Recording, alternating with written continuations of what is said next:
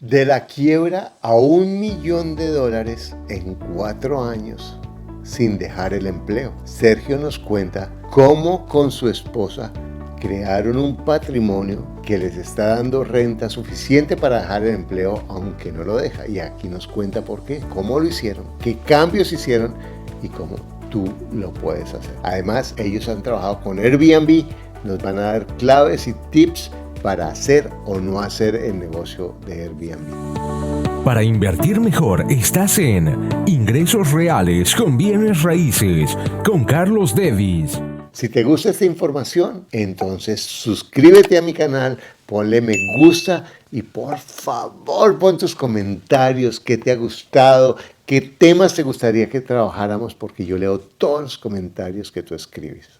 Feliz de encontrarte otra vez, realmente me encanta tu energía, porque Sergio, cuando yo lo conocí, si me permites un poquito, un funcionario público bien pagado, endeudado y pensando que ¿de dónde voy a sacar? Pero a pesar de eso tomó la decisión de entrar al programa y ahora es un gran empresario, ha comprado muchas propiedades y hace Airbnb de una forma espectacular con su esposa. Bueno, te felicito, Sergio. Carlos, no, me dejas sin palabras, muchas gracias. Sí, tal cual, así fue allá por allá, no sé, en la escala cronológica, de pronto fue por allá a finales de 2016, 2017 que nos conocimos, con esas ganas de salir del hueco, como yo lo nombro, porque pues, llega un momento en que no ves salidas y ahí es cuando te vuelves creativo. Tenía unos ahorritos ahí producto de la obligación que tenía en ese momento de destinar una parte de mi salario para tener beneficios tributarios, y acá en Colombia tú sabes que esos recursos solo se pueden destinar para inversión en finca raíz. En ese momento me quedé a estudiar muchísimo a Kiyosaki, a grandes mentores, a Tony Robbins, a mucha gente, pero leía y leía y leía y leía. Y por allá empecé a escuchar tu podcast mientras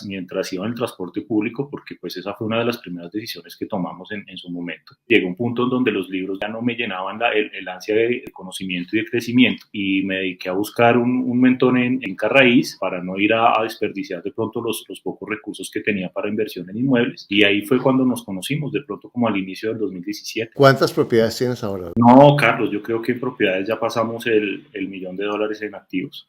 ¡Wow!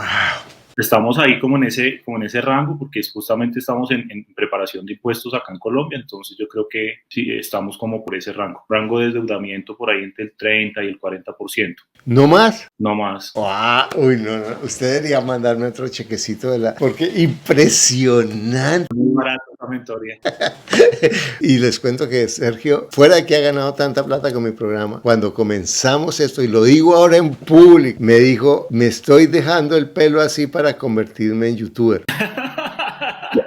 Y solo lo dijo para humillarme. En ese momento yo vi mi imagen aquí reflejada en este computador y dije, pero yo no tengo nada y soy youtuber, ¿será que hay algo malo? Y solo para ofenderme.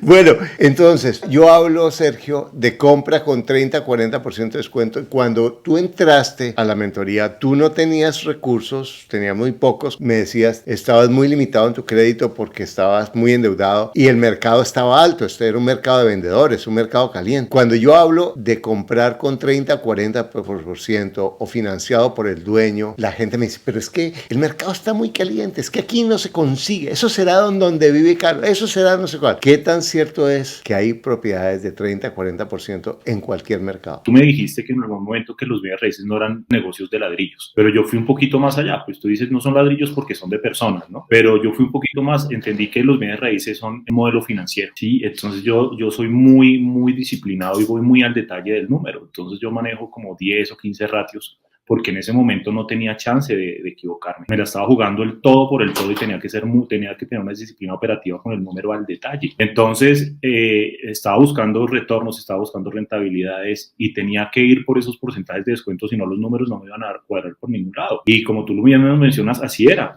O sea, no tenía dinero. Mi score crediticio estaba por el piso. Los bancos ya me llamaban solo a cobrarme, entonces con qué cara les iba a pedir prestado. Entonces eso fue lo que sucedió. Pues comencé a trabajar mucho en la disciplina disciplina operativa con los números para poder obtener descuentos con 20, 30, 40% y con todas las estrategias que tú nos compartes. Tenía unos carros por ahí, los entregamos en parte de pago, nos financiamos con los dueños. He aplicado todas esas cosas que tú hablas en YouTube y en tus podcasts. Me volví muy disciplinado con los números y con los ratios y con las matrices, y así comencé a encontrar inmuebles con 20% de descuento, 30, 40, hasta 50. El segundo o tercer inmueble compramos 2 inmuebles por el precio de uno, o sea que estaban como a mitad de precio. Básicamente esa es como la historia. ¿Por qué crees que muchas personas no encuentran propiedades con 30, 40% de descuento? Carlos, porque a veces las personas quieren todo muy fácil y quieren encontrar los muebles perfectos para ellos, o los inmuebles remodelados. Tengo una anécdota muy bonita de que una persona que justamente la conocí allá en la mentoría me presentó unos inmuebles que realmente eran muy feos y me dijo: no, Sergio, yo busco y no encuentro nada. Entonces me dijo: mira, encontré unos inmuebles por allá en el centro y es lo único que encuentro, pero son absolutamente horribles. Y yo le dije a mi esposa: no, mira este inmueble, lo que me están mostrando, y resulta que eran unos inmuebles que yo ya estaba negociando, y hoy por hoy esos inmuebles son los que mejor rentabilidad tienen para mí. Por un poquito de cariño y un poquito de creatividad, tú puedes convertir algo que nadie ve en su momento, lo puedes convertir en un diamante. Exacto. Y las personas, como tú decías, ven lo que ellos quieren para vivir en vez de ver los números. Un inversionista ve, bueno, ¿qué importa que seas? Entre más asqueroso, menos competencia tengo. Más inmundo, más horrible, más pecuecudo. Todo lo que sea, mejor. Porque menos gente va a ir a mirarlo y tengo menos competencia. Y en la mentalidad de la mayoría de los vendedores es: ¿quién va a comprar esta porquería? ¿Cierto? Porque o si no, no lo venderían, ¿cierto? Si ese vendedor tuviera mentalidad inversionista, no lo vende, sino dice: Dios mío, aquí tengo esta mina de oro, esta mina de plata, solamente le vas a meter en últimas que si tiene pintura, si tiene techo y paredes, todo lo demás se puede arreglar, hasta el techo se puede cambiar y la propiedad se puede convertir en un negocio haciendo la organización. Bueno, tú has logrado lo que has logrado y aún no has dejado tu empleo. Aún no, aún sigo de empleado. Perfecto, porque esa es otra cosa que yo le digo a la gente, porque algunas personas empiezan a como a estigmatizar el ser empleado, y a mí me parece que eso es una torpeza y es una estupidez. Si yo me gano $1,000, $2,000, $3,000, lo que signifique, o $4,000, un sueldo bueno para mí, y si tengo un trabajo que me gusta y que gano la plata que para mí es suficiente, para yo ganarme $2,000 o $3,000 o $4,000 en mi propio negocio, tengo que tener un negocio que facture mínimo $300,000, $400,000 al año y que tenga utilidad, y eso es una logística grande. En cambio, si yo tengo mi puesto, lo organizo bien, lo hago bien y utilizo mi tiempo libre, y tú que has utilizado también la fortaleza de tu relación con tu esposa, que es maravillosa, para trabajar en equipo los dos, pues ¿para qué dejar el empleo, cierto? Carlos, mira, yo en este momento lo que yo veo en mi empleo es: así tengas activos, así tengas flujo de caja, es difícil que te abran las puertas en el sector financiero. Lo que yo valoro hoy más que mi salario como empleado es la capacidad que tengo para apalancarme, para seguirme apalancando. Y fíjate, algunas personas hablan que cuando uno es empleado y tiene más de una propiedad, ya no le dan crédito en los bancos. Yo pensaba eso, imagínate.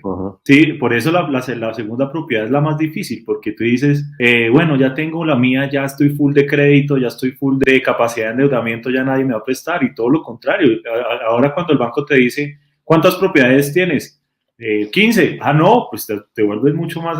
¿Cuánto es tu patrimonio?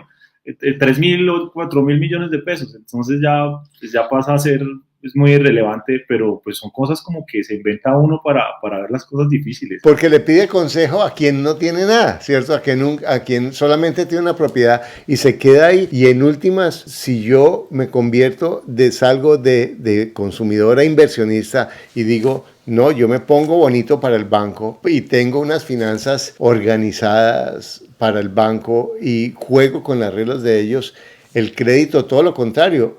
A un banco quiere un cliente como tú, porque es un cliente que no es de una vez una casa cada 30 años, sino una o 2 al año, ¿cierto? Entonces el gerente del banco va a decir, no, es que esta persona es mucho mejor negocio para mí que alguien que me compra uno y vuelvo a ver los herederos o dentro de 15 años o 10 años cuando vuelvan a refinanciar. En últimas es un pensamiento. Es un pensamiento. Las tres preguntas que te hace el banco es, ¿cuánto tienes en activos? ¿Cuántos son tus ingresos? Y que si el crédito que estás solicitando es para tu primera casa. ¿Sí? Si es para tu primera casa, no te ven tan bonito. ¿Cuántas casas tienes? 5, 6. Ahí ya te dicen, ahí ya te ven con otros ojos. Entonces esas son las tres preguntas que siempre hacen los bancos. Ahora, todos los bancos no son buenos para bienes raíces porque hay bancos, hay unos que están especializados en empresa, en pequeños negocios, otros en grandes negocios, otros en importaciones.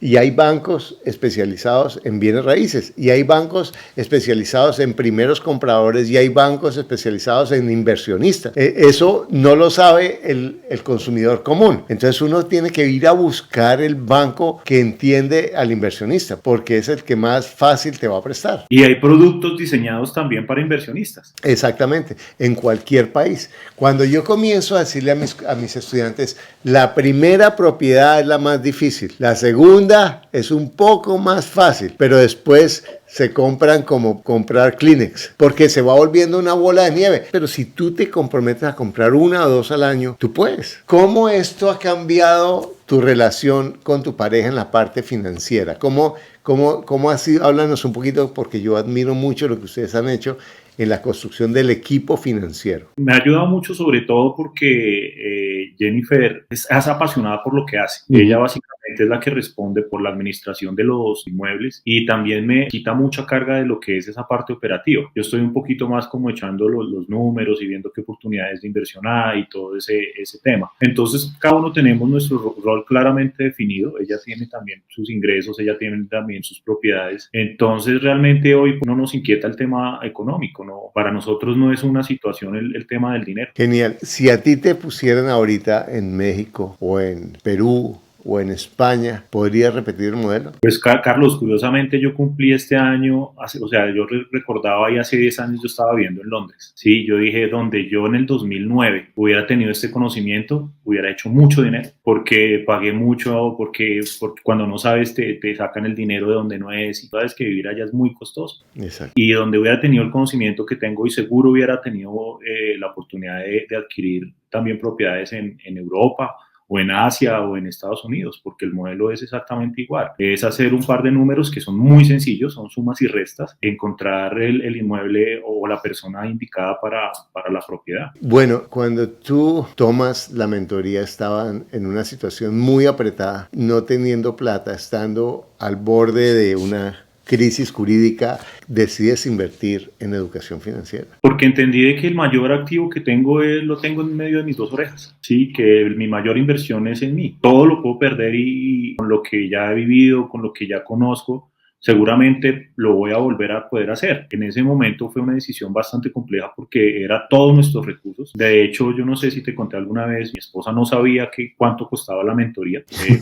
Fue a escondidas y cuando se enteró casi me mata. Pero yo tenía claro que era más seguro invertir ese dinero en ese momento que sacar mis pocos ahorros que me quedaban, que no los podía perder. Era más seguro tomar esa decisión. Entonces, a la larga no era una decisión complicada. Genial. Bueno, ustedes dos han hecho un trabajo espectacular con Airbnb. Cuéntanos un poquito cuál es el concepto de Airbnb y qué le dirías a una persona que haga y que no haga para entrar a Airbnb. Nosotros empezamos con Airbnb por la misma situación. El apartamento que era mi residencia estaba a punto de venderlo por un embargo, de malas decisiones y de deudas que tenía en ese momento. Entonces se me ocurrió en ese momento rentar una habitación que teníamos disponible en nuestra casa y la pusimos en Airbnb. Airbnb es una plataforma maravillosa porque publica tus propiedades y para cualquier negocio lo que uno busca es clientes. Entonces lo maravilloso de Airbnb es que te conecta con el mercado. Para nosotros fue la mejor herramienta en su momento. Duramos con esa habitación rentada 2 meses y ahí tomamos la decisión de salir de nuestra casa. Mi casa de vivienda fue la primera propiedad que pusimos en Airbnb. O sea que no tengo que tener bienes raíces para empezar Airbnb. No tienes que tener propiedades. Yo empecé con una habitación de mi casa, pero si tu hermana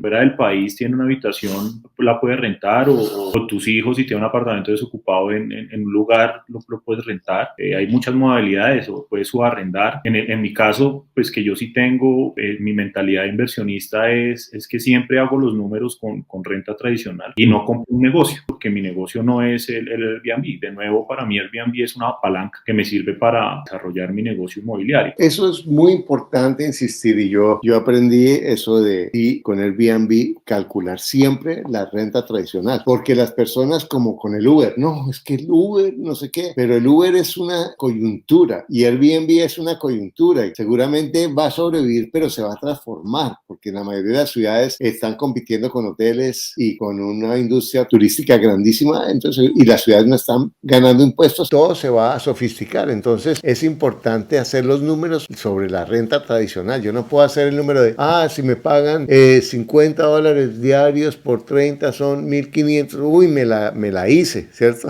¿Cuál es el error? ¿Cuál es el beso de la muerte en esa cuenta? Pues que no tenés estrategia de salida. Tú me preguntabas justamente qué pasó con nosotros en esta pandemia, en esta temporada. Si nosotros no hubiéramos sido conservadores en los números, si no hubiéramos hecho las cuentas de manera tradicional, estaríamos pues en una situación bastante complicada. Lo que siempre digo es, hagan los números de manera tradicional y tengan una estrategia de salida, ¿sí? Obviamente, pues nuestro negocio ha migrado un poquito y se ha venido transformando. Sí. Para un inmueble siempre va a haber alguien donde vivir. Un inmueble no es como un carro, porque si tú no tienes que comer, vendes el carro, pero siempre la gente va a necesitar un techo donde vivir. Siempre la gente va a necesitar un hogar donde vivir. Si uno pudiera arrendar debajo de un puente, digamos que siendo legal algo que yo pudiera arrendar, encontraría un cliente para que duerma una noche en el piso debajo de un puente. Y hablamos tú y yo hace 4 meses de pronto, ¿te acuerdas? Cuando dijimos, bueno, ¿y ahora qué va a pasar? Porque igual seguimos con la incertidumbre. Y esa fue la conclusión. Alguien tendrá que vivir en un inmueble. Exactamente. Y esto de la renta transitoria, ahora, ¿cómo transformó tu negocio de Airbnb esa coyuntura de la pandemia? Pues no solo nosotros, o sea, el mercado sí se ha venido migrando. Ya no estamos hablando a rentas a corto plazo. Todas las personas del mundo ya están hablando a rentas a mediano plazo. Esa es la tendencia en el mundo. Ya los millennials y todos los jóvenes ya no les interesa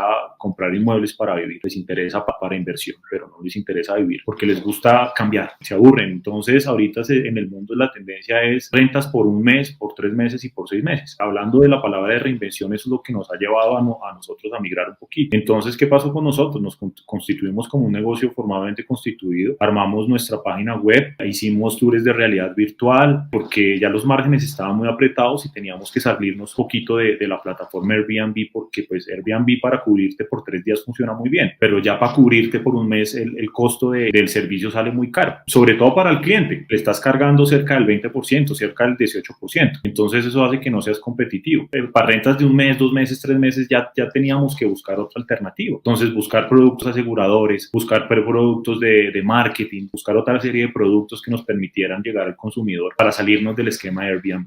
Yo coincido contigo, Airbnb va a seguir, pero ellos también se van a tener que transformar porque saben que están impactando mucho al consumidor con sus tarifas, sobre todo a estancias de media. Y además las ciudades tienen que reglamentarlo mucho más. En Berlín, por lo menos es la norma que el que arriende más de 6 semanas por el Airbnb le pueden expropiar el apartamento, imagínate. Sí, en Nueva York, en Barcelona es bastante restringido también, solo permiten 60 días al año. Sí, está bastante restringido, pero el mundo está cambiando, Carlos. Tenemos que todos vivir en el entorno que nos permita, tanto los consumidores como los dueños de sus propiedades, logremos existir en un entorno de comunidades compartidas y este tipo de negocios. Imagínate un empleado, un compañero tuyo de tu empresa o un pariente tuyo que oye esto y dice, Sergio, pero es que yo estoy muy mal de plata y ahorita usted empezó en otro momento y ahorita la vida está muy difícil, bla, bla, bla. ¿Qué le dirías a esa persona? No, que siempre hay oportunidades, que nunca es tarde, que la mejor decisión que se puede tomar es ahora. ¿Y cuáles son las oportunidades que tú ves en esta pandemia, que muchas personas no están viendo? Definitivamente hay mucha oferta, sí se ha visto que la oferta ha aumentado considerablemente, pero más que eso, pues yo nunca le he puesto atención a eso. Yo ni miro cuánto vale el metro cuadrado, ni miro si es caro o barato. Yo miro mis números, que me convenga a mí con mi estrategia de inversión. Cuando tú me dices es un mercado caro, es un mercado barato, yo no entiendo de eso. Yo no sé de cuándo un mercado es caro, cuando un mercado es barato. Simplemente hago que mis números me cuadren y que otra oportunidad veo, pues que definitivamente las tasas de interés también están bajando. Entonces eso hace que los números cuadren un poquito mejor, que no toque exigir tanto el precio. También por ese lado veo bastante oportunidad. También los barcos están siendo un poco más flexibles en cuanto a los tiempos, están un poco más exigentes en cuanto a requisitos, pero las personas que tenemos ya que hemos venido trabajando en nuestro score crediticio, creo que los bancos se están enfocando como a ese segmento de mercado. Hay más oportunidades y habrá. Eso significa menos competencia, porque menos personas van a calificar para los créditos luego. Es una oportunidad increíble porque hay más oferta y menos crédito. Luego, quien tiene crédito y sabe cómo hacerlo tiene unas oportunidades espectaculares. Así lo veo yo, de acuerdo. ¿Qué tips nos darías para mejorar la relación con la pareja y poder trabajar más? ¿Por qué se pone brava mi esposa? Pues porque yo la he embarrado tantas veces que ella le da pavor mi entusiasmo y le da pavor mi metida en un nuevo negocio. Después, no ahora porque estoy trabajando con distintas reglas, pero me pasó muchas veces. ¿Cómo transformaste eso desde tu parte? ¿Cuáles serían las claves o los tips que le darían a una persona para que mejore y construya esa confianza de nuevo con su pareja? Primero, darle autonomía, confiar en sus capacidades, entender de que no lo sabe todo y cuando no lo sabe, enseñar con el ejemplo. Más o menos como enseñar sin que sea tan obvio para que las cosas fluyan. Yo creo que es eso, es como empoderar a la otra persona y darle la suficiente confianza para que tome sus propias decisiones y no meterme en sus cosas. No, si estamos los dos, pues, y si ella sabe qué es lo que tiene que hacer, que le haga. Si se equivoca, pues ya saldremos los dos de su error. No juzgarla y, bueno, se equivocó, listo, pues se equivocó y yo también me pude haber equivocado. Entre los dos aprendemos. Estoy totalmente de acuerdo. Sobre todo en nuestro pensamiento, más en mi generación que en la tuya, como, bueno, yo soy el que sé de negocios, yo soy el que manejo la plata, yo soy el que hago las cosas, que muchas veces me llevó a ser intolerante o insensible con ella o rudo, y lo que hice fue perder la oportunidad del apoyo, porque ahora que yo he construido con Diana mi relación, y no que no tengamos nuestros infiernos, por supuesto,